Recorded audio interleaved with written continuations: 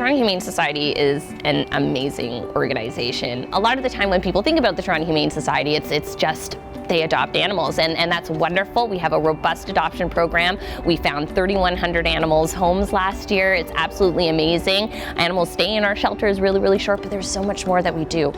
We have a public veterinary service that is top-notch. Through that service, we provide low-cost spay-neuter to animals, dogs and cats. We have vaccines. We provide anti-parasites for animals as well, wellness exams, so that's amazing. We have training programs and socialization programs for dogs.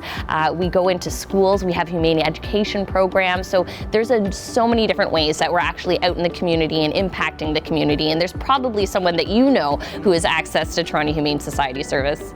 We are in a society where we don't have the wherewithal or the programs and services in place to deal with the problems that we have, that animal owners are experiencing, that pets are experiencing. So we're here to service that need, and that's why we've been around for so long. There is actually kind of a joke in animal welfare or animal support circles in that we would love to be shut down. I would love to wake up tomorrow morning and find out that we are out of business, right? It would be great if every animal was in a loving home, they were well socialized, they were getting the medical care that they needed, then we wouldn't have to be here. But unfortunately, even though we're making a lot of progress in animal welfare, and there's a lot of great things that have been happening in recent years, we just aren't there yet.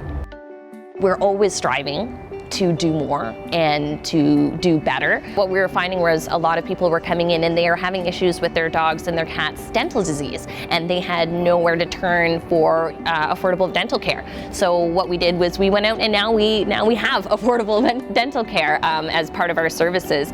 We have an exemplary medical team that is really at the forefront of shelter medicine and making strides every single day, and just watching them, and we're doing so much research now on animal sheltering, and that's absolutely amazing. And the day-to-day workers, the animal care workers, it's just heart and soul that everybody has here. And of course our volunteers as well, who are not getting paid and who are doing this out of the goodness of their own hearts. It's the people that you're surrounded with. This is just an amazing place. We have an amazing and robust foster care program where hundreds and hundreds of animals go through every single year, but there are so many animals that need temporary care that don't necessarily need to come into the shelter to be rehomed. So we're working with Link Toronto now, and we are taking in animals from domestic abuse survivors, and we're providing them with temporary homes until that domestic abuse survivor can get back on their feet and bring the animal back into their home. We're really, really strong about supporting the human-animal bond, and we don't want animals in the shelter if they don't have to be. So anything that we can do to prevent that and keep those people together is something that we're working really hard towards. So microchips are incredibly important in terms of making sure that you are able to find your animal in the event of the unthinkable, them becoming lost or separated from you for some reason. It's a really small little chip. It's about the size of the grain of rice, and it's implanted right under the skin. The animal doesn't need to be under anesthetic for that to happen, although it can happen at the same time of the surgery if you're interested in that. Basically, that chip just has all your information on it, your name, your address, your phone number, and anybody who's kind of in animal welfare has a special device that can read that chip.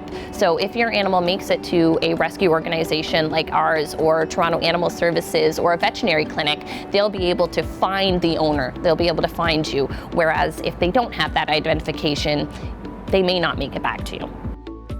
If you're considering getting an animal, and it sounds trite and it sounds cheesy and you've heard it before, but it's the truth, an animal is for life.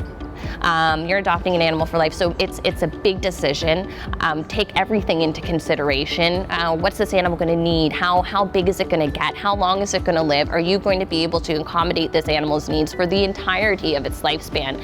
And taking into account not things just like, food and your animal annual health checkup, but what if an emergency happens? What if an emergency happens for that animal? What if an emergency happens for you? What plans do you have in place for that animal and for yourself when those things when those things happen, because they do. And then also to come and visit your local animal shelter. Sometimes people have the opinion that the animals here are quote unquote lemons, or there's something wrong with them and they ended up at the shelter because there is a problem, and that is just not the case. Most animals that are here through no fault of their own. So someone is moving, there's a new baby, someone's developed allergies. These are wonderful, wonderful, wonderful pets who just need a home and need love. And you can come down and adopt one, and not only do you get a best friend, you've saved a life.